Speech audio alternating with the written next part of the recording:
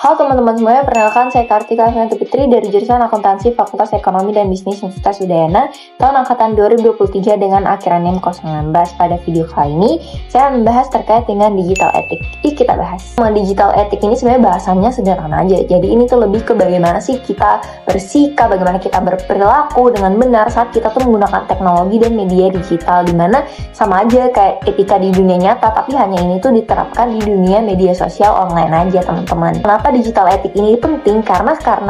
Karena sekarang itu semua hampir aktivitasnya kita itu berada di ranah digital teman-teman. Kayak misalnya komunikasi, belajar, bahkan sampai belanja dan berbagai informasi lainnya. Itu tuh semua aktivitas kita berada di dunia online dan memiliki konsekuensinya teman-teman.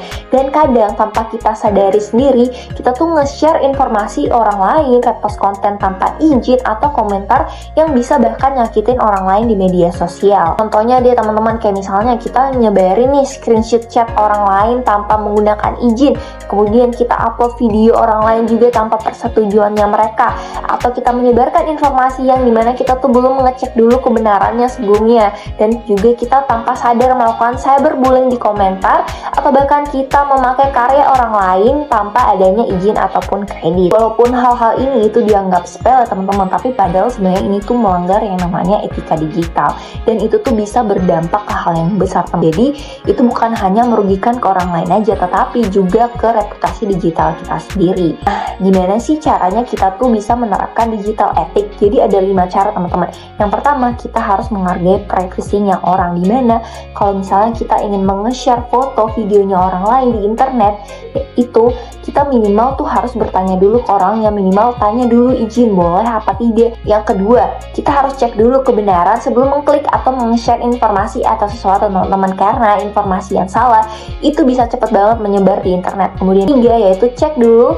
Kemudian yang ketiga yaitu dengan menggunakan bahasa yang sopan. Ingat teman-teman, walaupun kita berada di dunia internet, lawan bicaranya kita itu tetap manusia yang memiliki perasaan. Kemudian yang keempat yaitu ada menghargai karya digital. Jadi kalau misalnya kita mengambil karya atau referensinya punyanya orang lain, minimal kita itu harus meminta izin dulu atau mencantumkan kredit orangnya. Dan yang gak kalah penting teman-teman, kita harus menjaga jejak digital kita sendiri, dimana apa yang kita upload hari ini teman-teman itu bisa terus ada selamanya. Jaga-jagalah dalam bersosial media. Pada intinya teman-teman, digital ethic ini mengajak kita buat lebih sadar, lebih bijak, dan lebih bertanggung jawab dalam setiap aktivitas yang kita lakukan di dunia online. Walaupun teknologi boleh maju teman-teman, tapi etika itu tetap harus mengikuti, dimana sebelum memposting, sebelum meng-share, buat komentar, tanya diri kita, apakah kita ini pantas, apakah ini benar, dan apakah ini bisa berdampak negatif pada orang lain.